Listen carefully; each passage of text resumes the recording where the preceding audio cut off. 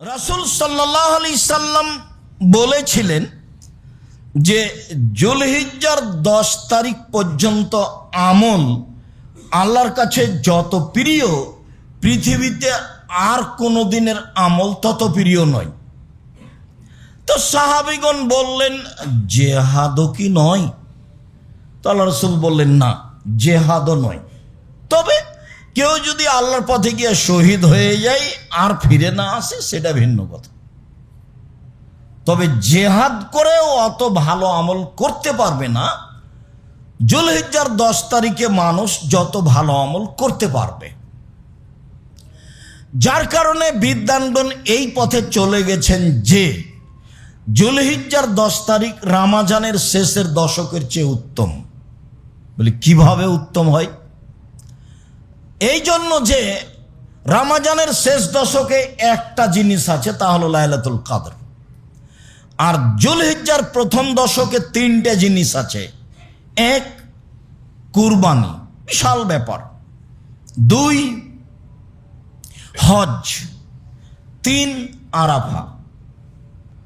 যুলহিজ্জার 10 তারিখে 3টে কাজ বড় বড় আছে, যেটা ভিন্ন ভিন্ন জান্নাতের বড় বড় মাধ্যম।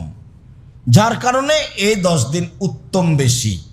তো এই 10 দিনের ইবাদত আল্লাহর কাছে সবচেয়ে বেশি উত্তম অন্য যে কোনো দিনের চেয়ে।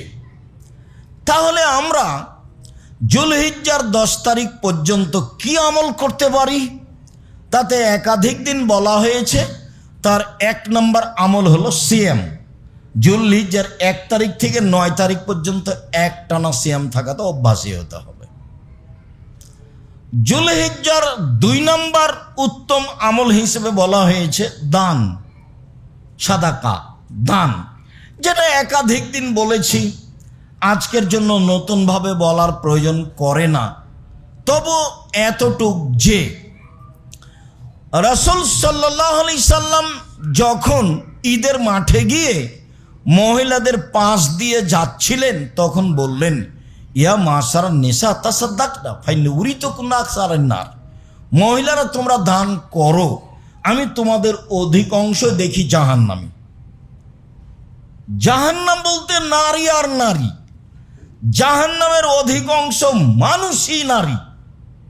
তো তোমরা দান করো মানে জাহান্নাম থেকে বাঁচার পথ, একবারে সরাসরি পথ। দান করো বেঁচে যাওয়া। তোমরা তো জাহান্নামের অধিকাংশ মানুষই নারী, তোমরাই বাঁচবা কিভাবে? দান করো। আর আল্লাহ রাসূল যখন ওই কথাটা বললেন যে বিচারের মাঠে মানুষ আল্লাহর মুখামুখি কথা বলবে, তখন কোনো দোভাষী থাকবে না, তখন কোনো অন্তরাল থাকবে না। ডান দিকে দেখবে সব কর্ম দেখবে, বাম দিকে দেখবে সব কর্ম দেখবে, সামনের দিকে দেখবে জাহান্নাম দেখবে। তখন আল্লাহ রাসূল বললেন, ফাত্তাকুন নারা ওয়ালাউ বিশিক্কি তামারাতিন। পৃথিবীর মানুষ, তোমরা জাহান্নাম থেকে বাঁচো। খেজুরের বীজের উপর যে একটা সাদা সামান্যতম ছাল থাকে, সামান্যতম একটা সাদা ছাল থাকে, ওই ছালের সমপরিমাণ হলেও দান করে জাহান্নাম থেকে বাঁচো। তাহলে বোঝা গেল যে সরাসরি জাহান্নাম থেকে বাঁচার পথ দান, সেটা কম হোক আর বেশি হোক, ফিসরাই ও জাররাই, সচ্ছল অসচ্ছল, সচ্ছল অসচ্ছল, সচ্ছল অবস্থায় অসচ্ছল অবস্থায়, যার যা কুলাই।